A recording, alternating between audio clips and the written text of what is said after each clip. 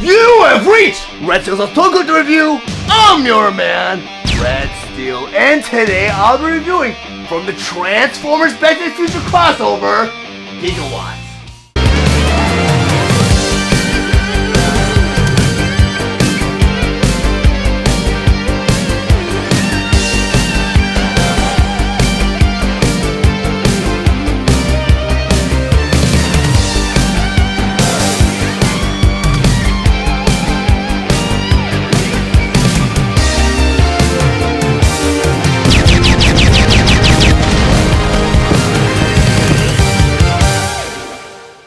Transformers Gigawatt. But before I get into the actual review, I just want to go over some of the spectacular details on this packaging. Up front here, typical display window showing you with the figure. Now the accessories aside. On the top flap here you have Back to the Future 40. Next to that you have the Transformers More Than Meets the Eye. And over here it says Heroic Autobot. Then on top of the packaging here you have some of the steps for its transformation. Then on the front of the packaging here in the corner you have More Than Meets the Eye, Back to the Future 40, 2025 Transformers Collaborative. Over here, a beautiful illustration of Gigawatt in his rollout mode, and down here you have an 8+, which is an age requirement for this figure. Below that you have an old school Hasbro emblem, and next to that it says Gigawatt. Then outside the packaging here, you have the Transformers More Than Meets the Eye. And over here you have a picture of Gigawatt in his robot mode, Gigawatt in his time traveling mode, and down here it says Gigawatt. Then the other side of the packaging here, on the very top it says Back to the Future 40. You have a picture of the time machine from the movie. Then at the back of the packaging here, on the very top corner you have Back to the Future 40. The other corner here you have the Transformers More Than Meets the Eye. So over here you have a picture of the actual time machine. Down here you have a file card that reads All About Gigawatt. Over here a profile picture of Gigawatt. And over here it says Function Time Traveler. Quote, "You're never out of time when you're a time machine." And over here it says, "When Marty and Doc Brown need a ride through time, Gigawatt is ready to fly." Over here is coded text specs. Over here it says, "Text specs, clip and save." Down here you have the More Than Meets the Eye authentic logo. In the corner you have the old school Hasbro emblem. Transformers Collaborative Back to the Future Gigawatt. Gigawatt was released December 2025 with the suggested retail price of $40.99. It is available exclusively at Target. Gigawatt is inspired by the Back to the Future movie to celebrate its 40th year anniversary. Gigawatt converts to his time machine mode in 17 steps. His accessories include his blaster, Mr. Fusion, whip antenna, and instructions. Gigawatt stands 5.5 inches tall, and he is meant for fans ages 8 and up. Now I'm going to go ahead and convert Gigawatt from his time machine mode all the way to his robot mode. But first of that transformation, we're going to flip Gigawatt over.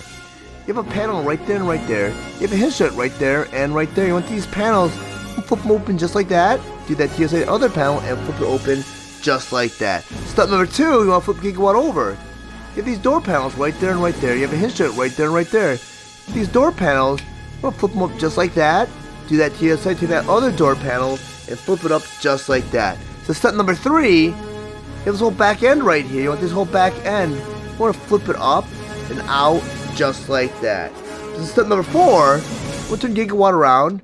You have a little bottom piece right here. You have a swivel joint right there. Take this whole bottom piece and rotate it all the way around just like that. So step number 5, you have this whole bottom half right here. You want to take this bottom half and split it apart just like that. So step number 6, you want to turn Gigawatt all the way over. You have these black pieces right there and right there. With this black piece, you want to push it down just like that. Do that to the other side, the other black piece, and push it down just like that. So step number 7, you want to turn Gigawatt all the way over. You have his feet right there and right there. You have a hinge joint right there and right there. Take his foot, you want to bring it all the way down just like that. Do that to the other side, to the other foot, and bring it all the way down just like that. So step number 8, you have that panel now. You want to take that panel and close it up just like that. Do that to the other side, to the other panel, and close it up just like that. Step number 9, you have these wheel pieces right there and right there. You have a hinge joint right there and right there. You want these wheel pieces, and you want to bring them in just like that. Do that to the other wheel piece, bring it in just like that. So step number 10, you want to take that wheel piece now, you want to turn it in just like that. Do that to the other side of the other wheel piece and turn it in just like that. So step number 11, you have this panel right there and right there. You have a hinge joint right there and right there. You want to take these panels now, you want to flip them all the way down just like that. Do that to the other side of the other panel and flip it all the way down just like that. So step number 12, you have these shoulder joints right there and right there. There's a hinge joint right there and right there. You want to take these shoulder joints, you want to bring them out just like that. Do that to the other side of that shoulder joint, bring it out just like that. So step number 13, you have Gigawatt's fist right there and right there. You have a hinge joint right there and right there. You want to take the fist and flip it out just like that. Do that to the other side of the other fist and flip it out just like that. Step number 14, you have this whole top part right here. You have a hinge joint right there. Put that top part and bring it out just like that. So step number 15, you have this panel right at the hood. You want to take this panel now, and you want to go ahead and flip it up just like that. So step number 16, you want to take that hood piece now and bring it all the way down just like that. And then the 17th and final step, inside the shoulder piece you have a porthole right there. In the hood you have that little tab right there. You want to push that shoulder joint right into that tab just like that. Do that to the other side, to that shoulder joint, push it right in that tab just like that. And now you have Gigawatt in his full robot mode. Now that I have Gigawatt in his time machine mode and on my display table, I just want to go over some of his play features and accessories. First of all, I talk about his blaster. And according to the instructions, there's a way to store this blaster on Gigawatt while he's in his vehicle mode. You do that, there's a handle of the blaster here. It's actually a 5mm peg. Flip over Gigawatt, on the bottom of the car here, you have a 5mm porthole. You want to take that blaster now, you want to plug it right in that 5mm porthole, just like that. And now you have Gigawatt with his blaster stored while he's in his time machine mode. Very, very cool. But I'm not normally a big fan of storing my weapons on my Transformers while they're in their alt mode. And alt mode is anything that's not the robot mode. This is a vehicle mode, an animal mode, in this case a time machine mode. But it does stay really well concealed here. And I do like it when you're able to store your weapons on your Transformers and it's really, really well hidden. Which it is in this case. You can't see it from the side profiles. In the front. Very, very nicely done. So the next accessory I'm going to bring in is his whip antenna. And this is actually used during the first Back to the Future movie. And what happened was, Marty was stuck with a little dilemma because the time machine is actually powered by nuclear power, namely uranium. And what happened was, when he went back to 1955, uranium is not readily available. So what happened was they had to devise a plan to power the time machine enough so they could go back to 1985. And what they did was they figured out the clock tower in 1955 gets struck by lightning. So what Doc did was he devised a plan where he could draw the lightning onto a wire, and at the same time Marty would be driving 80 miles an hour, so once he hits that wire, he'll be able to go back to 1985. And that's what this whip antenna is made for. Bottom of the whip antenna, you have a little peg right there. Top of the car here, you have a little porthole. And just like the movie, you can plug that whip antenna right into the top of the car, and now you have the DeLorean with the whip antenna. Very, very cool. And it's kind of like a nice little nod or Easter egg towards the actual movie. It's very, very cool. We're going to take that whip antenna and put it off to the side. Because the next accessory I'm bringing in was also incorporated in the movie, and that was Mr. Fusion. Very nice details, very, very small. So I'm not sure if my camera could zoom in on the detail. But on the top you can see the Mr. Fusion insignia. You can see the logo below it. Very, very nicely done.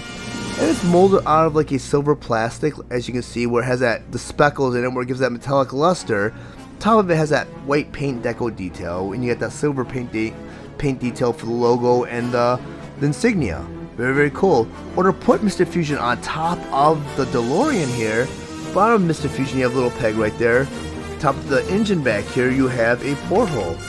Take Mr. Fusion, just plug it right at the very top of the car, just like that. And now you have Gigawatt armed with Mr. Fusion while he's in his time machine mode. Very, very cool. If you're wondering what Mr. Fusion or what role he played in the DeLorean, what happened was Doc took the time machine near the end of the movie back to 2015.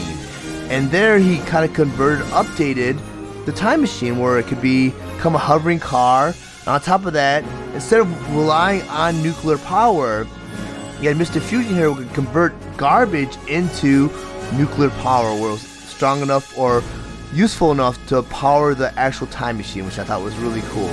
So this figure actually plays into both the first and second movie. Not sure how he really played in the third movie because the third movie is very, very confusing. But we're going to take Mr. Fusion, put him off to the side. So let's talk about some of his play features now. One play feature that was really prevalent in, or at the end of the first movie, was the DeLorean converted into a flying car, which I thought was really cool. And you can also do that with this version of the DeLorean. We got little hinge joints under the wheels right here. Take these wheels, you can pop them in like that, pop them in like that. You can do it on all four wheels where you can pop them in where they kind of look like thrusters. And now you have his flying car, which is really, really cool. Another cool play feature, I'm going to pop these wheels back in, is the doors actually open as a real DeLorean would. And what happens is, I don't know if you guys know what Lamborghinis are, but Lamborghinis are cars where you have these little winged doors, these hinged doors. Well, they did that with the DeLorean. Unfortunately, they didn't do any mold detail where it has an interior of the car. But I mean, with the engineering of this figure, it's very forgivable because, I mean, it is a transformer. So you're going to have some robot parts that are inside here where they didn't really conceal it too well. I mean, if you have some imagination, you can imagine this is the actual interior of the car. You have that with both sides. You can actually open up both door flaps just like that, just like a real DeLorean. Very, very cool. But this figure's a lot of fun. I mean, a lot of great mold detail here, a lot of paint deco detail in the back here. Very, very faithful to the actual model of the actual DeLorean from Back to the Future. You have the license plate back here that says out of time here. You have the California license plate I thought was really cool. I mean, even the rear of the vehicle here is very, very, very faithful to the actual DeLorean from the movie. Very, very nicely done. You even got the side detail here where you got some of this detail right here where there's some machining done to kind of give it that time machine look to it. You got the wires right here. You even got the little exhaust right here. It's very, very nicely done. You got the hubcaps. You got the front of the car here. I don't see the DMC anywhere. So I don't really see the DMC logo, but there is a DMC logo on the front of the DeLorean actually in the movie. You got some paint deco detail right here. Very, very nicely done. Unfortunately, the wheels do not roll on my version of the DeLorean. I mean, the front wheels do roll, but you don't want to roll these on any abrasive surfaces or any surfaces that might cause some mold damage to the bottom of your figure, because there are pieces that hang very low to this figure, and this is a collectible and it's very, very rare, so I wouldn't really advise that.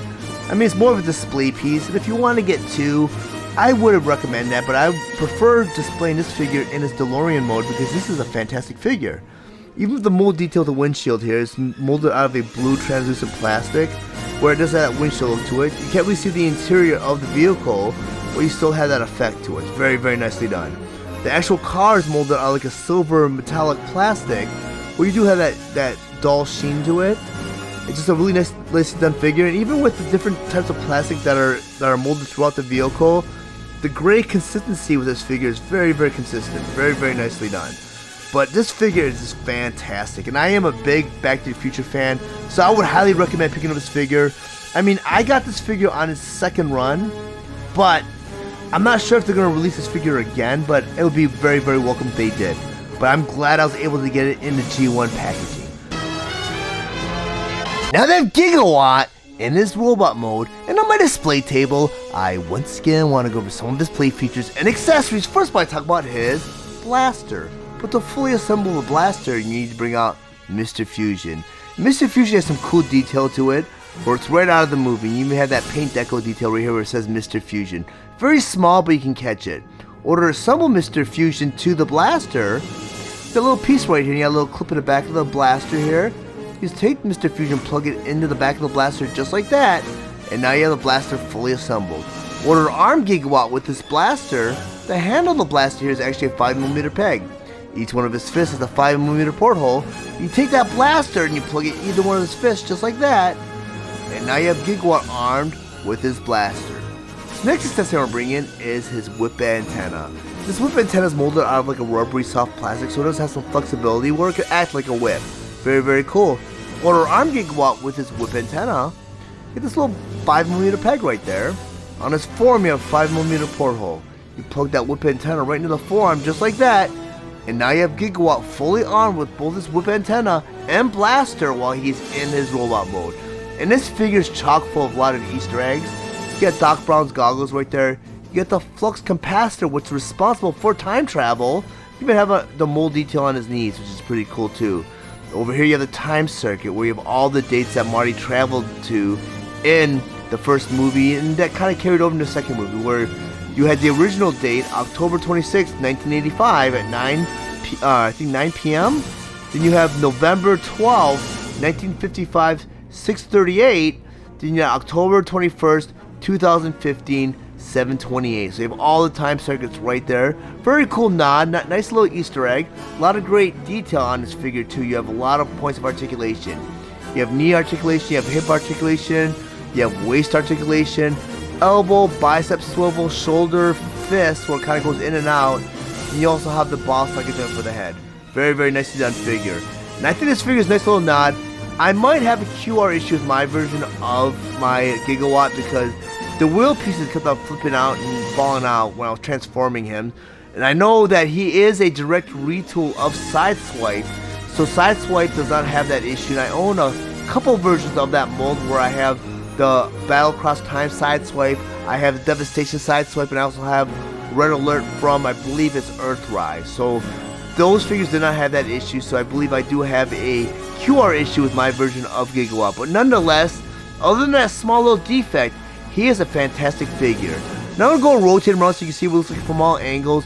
If you see him, pick him up. I got him in the second run of him because originally he came on a blister pack, or blister tray. This time they released him in a G1 packaging, which I thought was really cool for 2025 to celebrate the 40th year anniversary of Back to the Future. But if you guys found any information in this review valuable, please like and share this video. Also, really enjoy my content, please subscribe to my channel, and while you're there, click the bell to be notified of any future videos. I want to thank you guys for watching Red Steele's Toy Collector Review. I'll check you guys out next time.